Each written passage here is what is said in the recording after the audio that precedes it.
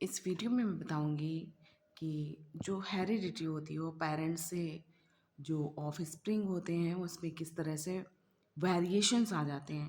तो जब फर्टिलाइजेशन, जब डीएनए का कॉपी होता है, जब हमारे दो पेरेंट्स होते हैं, दो पेरेंट्स के जब डीएनए होता है, जब डीएनए कॉपिंग होता है तो उसमें वेरिएशंस आ जाते हैं।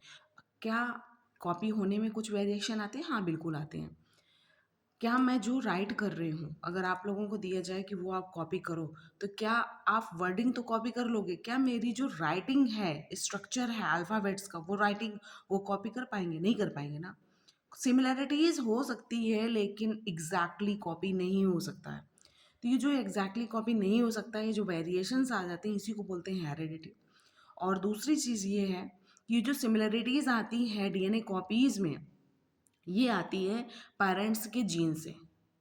मतलब जीन क्या बताता है? जीन होता क्या है? जीन हमारे बॉडी की, किसी भी इंडिविजुअल्स ऑर्गेनिजम्स की, वो पूरी की पूरी इंफॉर्मेशन दे देता है।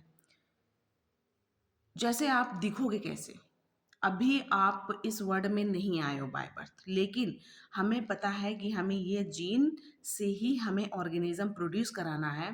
तो हम क्या करेंगे, उस जीन का पूरा स्टडी करेंगे कि ये जो जीन है इसकी स्ट्रक्चर्स क्या कैसी होगी, इसके बॉडी स्ट्रक्चर कैसा होगा, इसकी करेक्टरिस्टिक कैसी होगी, इसकी लाइक्स क्या होगी, इसकी डिसलाइक्स क्या होगी, इसका ब्रेन जो चलेगा वो किस लिमिट तक चलेगा, इसके जीन में क्या क्या डिसएडवांटेजेस हैं, इसके जीन में क्या क्या एडवांटेजेस हैं।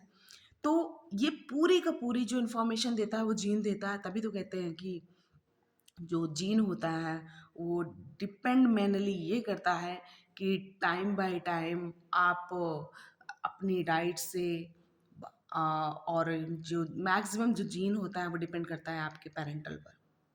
ठीक है, आपके पेरेंटल पर अगर कोई डिसीज़ है तो पॉसिबिलिटी होती है कि आप उसकी हेरिडिटी पे रहेंगे। मतलब आपको भी हो सकती है, आपको भी हो सकती है, मतलब ये 90% चांसेस होते हैं।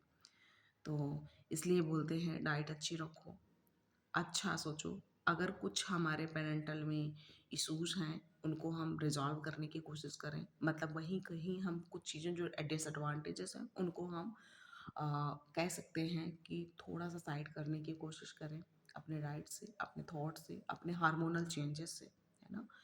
आपने देखा होगा कि जो हमारे 12 से 17 ईयर्स के स्टूडेंट्स होते हैं उनमें जो चेंजेस होते हैं, प्यूबर्टी में जो चेंजेस होते हैं, ठीक है, वो जो चेंजेस होते हैं वो मैक्सिमम इस तरह से होते हैं कि पूरी की पूरी बॉडी का जो इंटायरली प्रोसेस होता है हार्मोनल, वो पूरा डिसबैलेंस हो जाता है। मतलब डिसबैलेंस इन द सेंस, अब प्रीवियस में कुछ और था, अब उसके हाई अमाउंट और जो डाइट है वो पर डिपेंड करता है कि आप किस तरह की डाइट ले रहे हैं। सो ये सारी चीज़ें हैं। Thank you.